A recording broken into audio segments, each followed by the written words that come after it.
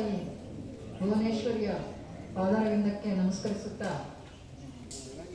ವೇದಿಕೆ ಮೇಲೆ ಆಸೀನರಾಗಿರುವ ಎಸ್ ಕುಮಾರ್ ವಿದ್ಯಾವರ್ಧಕ ಸಂಸ್ಥೆಯ ಸಂಸ್ಥಾಪಕರಾದ ಶ್ರೀ ಎಸ್ ಕುಮಾರ್ ಅವರನ್ನು, ನಮ್ಮ ಎಸ್ ಕುಮಾರ್ ಮಹೇಶ್ ಪಿ.ಯು ಪ್ರಾಂಶುಪಾಲರಾದ ಅಮರೇಶ್ ಅವರಿಗೆ, ಹಾಗೆಯೇ ರಾಥೋಡ್ರವರಿಗೆ, ಮುಖ್ಯ ಗುರುಗಳಾದ ಕಾಂಬ್ಳೆ ಅವರಿಗೆ ಸ್ವಾಗತವನ್ನು ಬಯಸುತ್ತಾ, ನಮ್ಮ ಗುರುವೃಂದ, ಎಸ್ ಕುಮಾರ್ ಮಹೇಶ್ ಪಿ.ಯು ಕಾಲೇಜಿನ ಗುರುವೃಂದ, ಆತ್ಮೀಯ ಪಾಲಕರಿಗೆ, ಪೋಷಕರುಗಳಿಗೆ ಹಾಗೂ ನನ್ನ ಪ್ರೀತಿ ಪಾತ್ರರಾದ ಮುದ್ದು ಮಕ್ಕಳಿಗೆ ಸ್ವಾಗತ ಬಯಸುತ್ತಾ ಕನ್ನಡ ರಾಜ್ಯೋತ್ಸವದ ಶುಭಾಶಯಗಳನ್ನು ಹೇಳುತ್ತೇನೆ.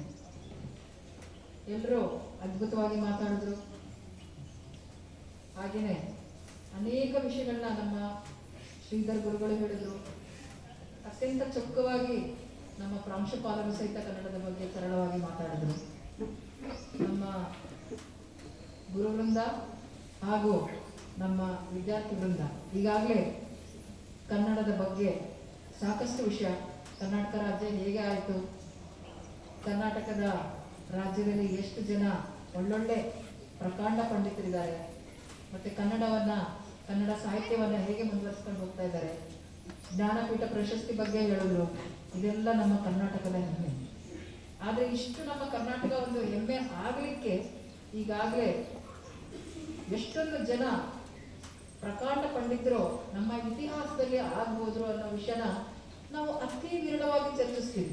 ಯಾಕೋ ಏನೋ ಗೊತ್ತಿಲ್ಲ, ನಮ್ಮ ಅಮೆರಿಕದಲ್ಲಿ ಅಥವಾ ನಮ್ಮ ಯುರೋಪ್ನಲ್ಲಿ ಕನ್ನಡದ ಬಗ್ಗೆ ನಾವೆಷ್ಟು ಮಾತಾಡ್ತೀವಿ, ಗಣಿತದ ಬಗ್ಗೆ ಎಷ್ಟು ಮಾತಾಡ್ತೀವಿ, ಖಗೋಳಶಾಸ್ತ್ರದ ಬಗ್ಗೆ ಎಷ್ಟು ಮಾತಾಡ್ತೀವಿ, ಅದಕ್ಕೆಲ್ಲ ಕಾರಣ ಯಾರು ಅಂತ ಇನ್ನೂ ನಮ್ಮ ಜನಕ್ಕೆ ಗೊತ್ತಿಲ್ಲ.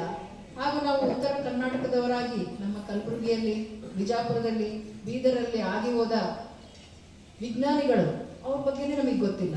ಆ ವಿಜ್ಞಾನಿಗಳೇ ನಮ್ಮ ಗಣಿತಶಾಸ್ತ್ರದ, ಖಗೋಳಶಾಸ್ತ್ರದ ಹಾಗೂ ಇನ್ನೂ ಹೆಚ್ಚು ಹೇಳಬೇಕು ಅಂದರೆ ನ್ಯಾಯಶಾಸ್ತ್ರದ ಒಂದು ತಳಹದಿಯನ್ನ, ಬುನಾದಿಯನ್ನ ಹಾಕಿರೋದು ನಮ್ಮ ಕನ್ನಡಿಗರು. ಈ ವಿಷಯದ ಬಗ್ಗೆನೇ ಇದಕ್ಕೆ ಕ್ಲಾಸಿಕ್ ಕನ್ನಡಿಗ ಅಂತಾನೆ ನಾನು ಹೆಸರಿಟ್ಟಿದ್ದೀನಿ. 3 ಜನ ಕ್ಲಾಸಿಕ್ ಕನ್ನಡಿಗರ ಬಗ್ಗೆ. ಅವರುಗಳು ಈ ಶತಮಾನದವರಲ್ಲ, ಈ ಶತಮಾನದವರು ಅಲ್ಲವೇ ಅಲ್ಲ. ಆದರೆ ಈ ಎಲ್ಲ ಶತಮಾನದ ಆಗು ಹೋಗುಗಳಿಗೆ ಕಾರಣೀಭೂತರು ಅಂತ ನಾನು ಹೇಳಕ್ಕೆ ಇಷ್ಟಪಡ್ತೀನಿ. ನಮ್ಮ ಕರ್ನಾಟಕದ ಜನತೆ ಎಂದೆಂದಿಗೂ, ಅದರಲ್ಲೂ ನಮ್ಮ ಉತ್ತರ ಕರ್ನಾಟಕ